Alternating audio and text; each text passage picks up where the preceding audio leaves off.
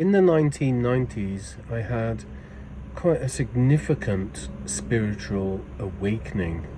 I felt completely uplifted, debugged, dispelled a lot of thoughts and emotions that were harassing me, and just felt so clear and open and massively appreciative of this experience. It felt like I kind of understood everything.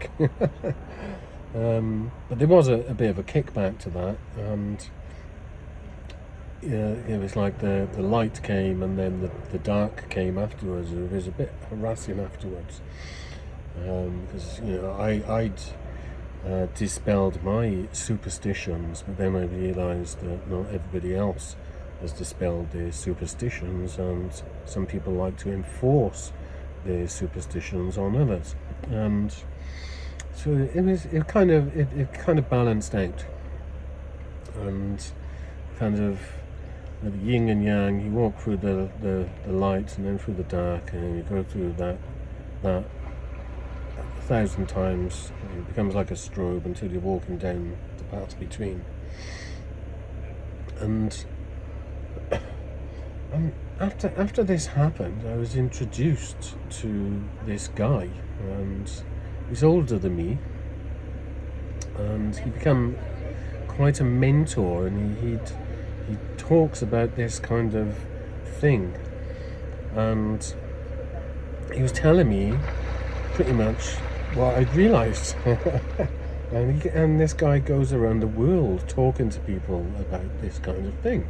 And he's been doing it since he was 4 years old. He goes around the world and tells people that which you are looking for is inside of you. So, all these years later, the millennium happened, and I was studying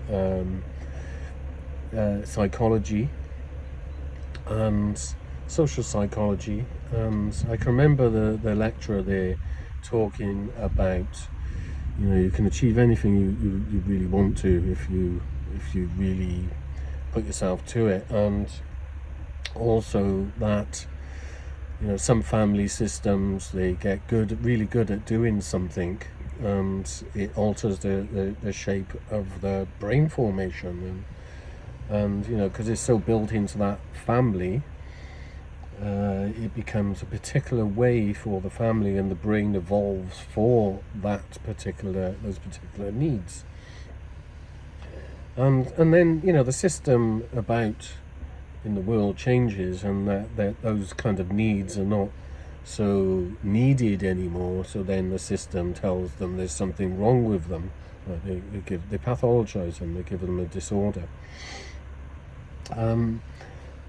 So going back to this guy that goes around the world telling everything you need is inside you. He told a story about going to a fair, like a craft fair or a fun fair, and he was walking along, and he went to this one area, and there was a big circle of people, and they were all excited and all cheering, and there was a guy in the middle with a bow and arrow shooting bullseye time after time after time after time again. Bullseye, bullseye, bullseye, bullseye. Every time he hit it, the crowd went crazy. Absolutely amazed that he could just keep doing it.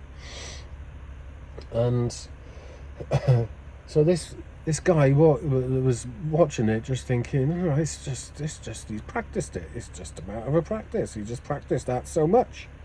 That's what he's got good at.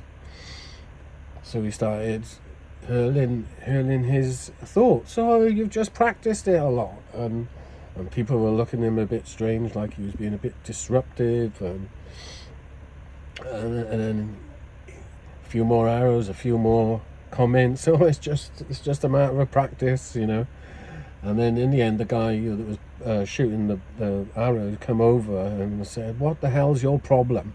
Everyone's cheering, but you," kind of with a right attitude. So the guy who was shouting, "Oh, it's just a matter of practice," said, "Come with me and I'll show you." So he led him across the fair to another part of the fair where there was no crowd, there was no one cheering, there was just this guy with some stuff, and he said, "Oh, what do you do here?"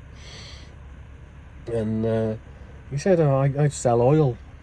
"Oh, right, okay. So what happens when you sell oil?" He said, "Well, I got these big drums of oil here, and when someone comes along and wants some oil, I pour it into a little bowl." He said, "What, you get that big one and pour it into the little one, not that through that little hole in the top of the bottle?" "Yeah, yeah," he said. "Oh, okay." He said, "Do you use a funnel?" "No, just pour it in." "Oh, right, okay.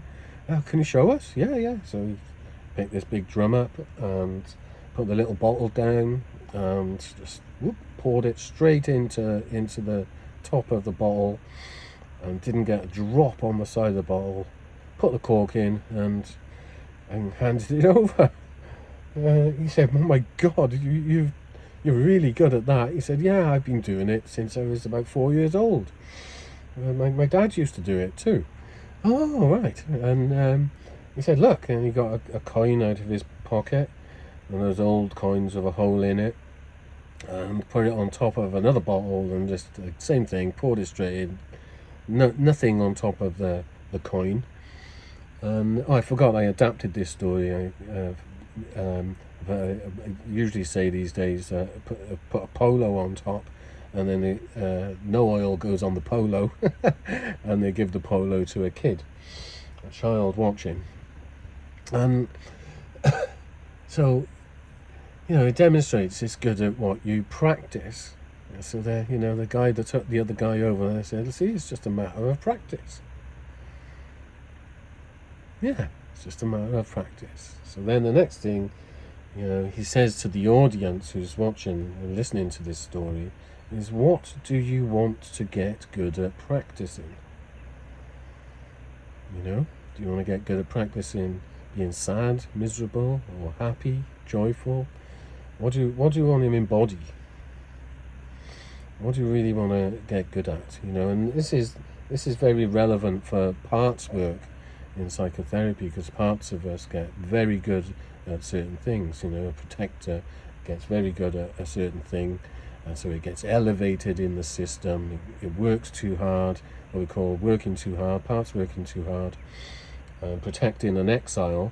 So basically the protector elevates over other parts which get exiled or pushed down. It's a bit like in society where we've got an imbalance. You've got lots of rich, successful people, and then you've got the more rich, successful people are living or get successful, the more exiled the other people become, and poverty increases. And this is on the rise, fear of poverty. So I just wanted to tell that story, really, because we work with this in IFS therapy, the protective parts of the psyche and the exile parts, and bring balance to the system, wholeness to the system. The wholeness includes all parts of the system. So that's what we seek to do. And I was trying to remember why I even started talking this video now, but I can't remember. But I've told the story, and I can remember thinking about telling the story. So I'll leave it there, and go well.